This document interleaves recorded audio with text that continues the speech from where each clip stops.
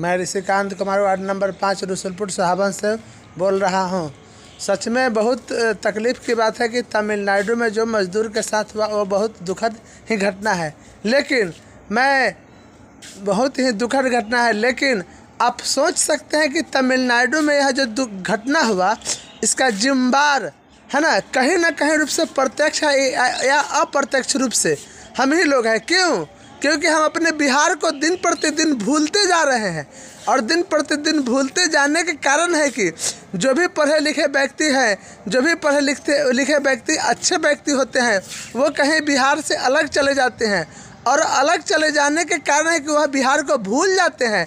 अगर प्रत्येक व्यक्ति अगर बिहार को सशक्त बनाने की कसम खा ले तो स्वाभाविक रूप से बिहार एक न एक दिन ऐसा सशक्त राज्य बन जाएगा जो पूरे देश के लिए नंबर 1 हो जाएगा।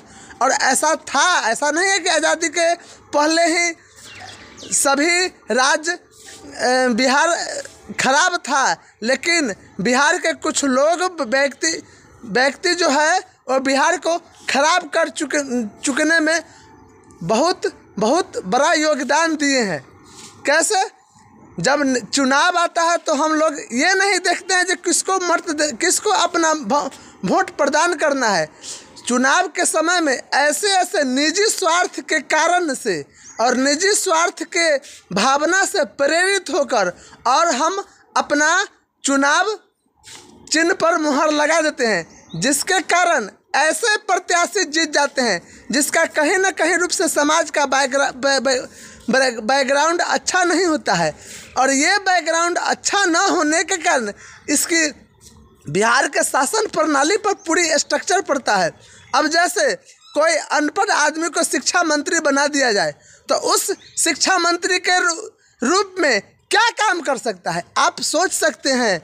अगर किसी ऐसे व्यक्ति को उद्योग मंत्री बना दिया जाए जो उद्योग के बारे में उसको पता ही नहीं हो, वो कैसे उद्योग मंत्री चला जा सकता है। कोई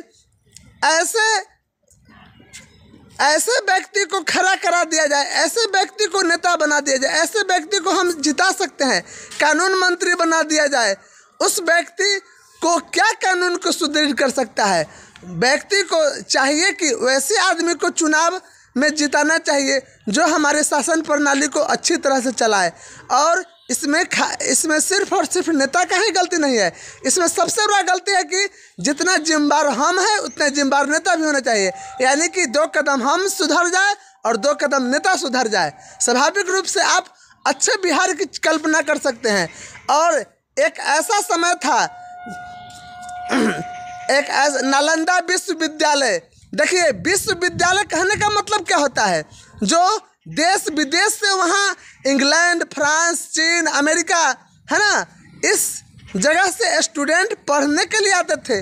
वहाँ देखिए वहाँ का स्थिति बहुत ही दयनीय जर्जर स्थिति है। वहाँ ऐसा स्थिति है जो वहाँ का कमरा गिर रहा है, वहाँ पेंट पुट्टी नहीं हो रहा है। तो यही है कि हर व्यक्ति अपने अधिकार और कर्तव्य के प्रति सजग रहे, शिक्षित रहे, समझदार रहे। भीमराव अंबेडकर ने संविधान लिखने के समय में बताए थे कि शिक्षा वो शेरनी का दूध होता है जो पीकर हर व्यक्ति गरजता है और शान से जिंदगी बसर करता है। लेकिन इस चीज़ को जन जन तक समझना होगा, जन जन तक जानना पड़ेगा। उसके बाद ही कुछ व्यक्ति बिहार को, अपने प्रदेश को सशक्त बनाया जा सकता है। सशक्त बनाने में जनता का और प्रशासन का दोनों का तालमेल होना चाहिए। और हमें चुनाव के समय पूरी तरह से अलर्ट हो जाना चाहिए। हमें उस व्यक्ति के बारे में बारीकी से जानना चाहिए, और बारीकी से जानने समझने के बाद ही हम अपना मत का प्रदान करना चाहिए। बल्कि निजी स्वार्थ में आने के बाद और निजी स्वार्थ से प्रेरित होकर हमें मतदान का भूल कभी नहीं करना चाहिए। अगर एक स्विच दबाने में हम अपनी समझदारी नहीं दिखाएं तो 5 साल तक इसका रोना पड़ सकता है। इसलिए एक स्विच दबाने से पहले हमें ये जानना चाहिए कि उस व्यक्ति को जो हम मत दे रहे हैं वो कैसा व्यक्ति है, वो वास्तव में हमारी सेवा करेगा या नहीं करेगा।